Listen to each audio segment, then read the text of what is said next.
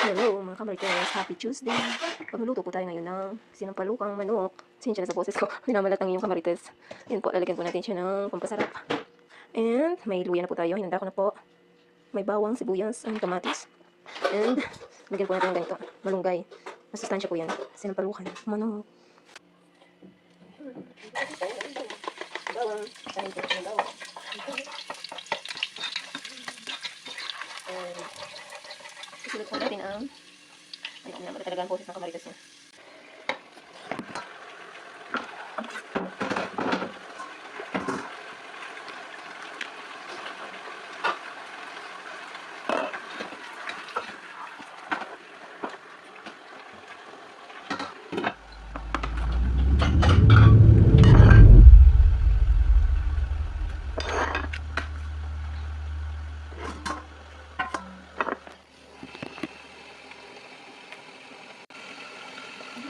Ito tayo ng barangay. Ilalagay po natin siya sa sinampalukang manok.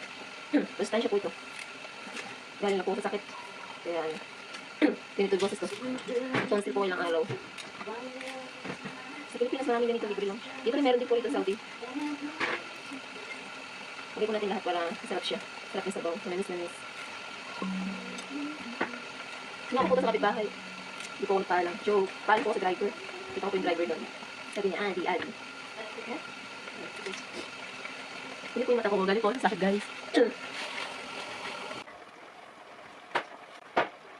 Guys, nilalagay na po natin ito. Malunggay sa sinampaluk.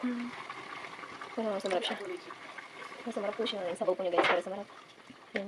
Ganyan lang po natin siyang kumulo. At kakain na po kami ng aming kasama. Favorite din po yan ng ibang lahi. Ito yung mga kasama ko. Livia. Yan po. Favorite po niya to. Lahat po nang niluluto ko, favorite niya. Wala siyang hindi favorite. Yan, kakain na po kami, guys. Thank you for watching to my vlog. Vlog practice. Yan, guys. Luto na. Kain na po tayo mga kamarites. God bless po. Yummy, yummy.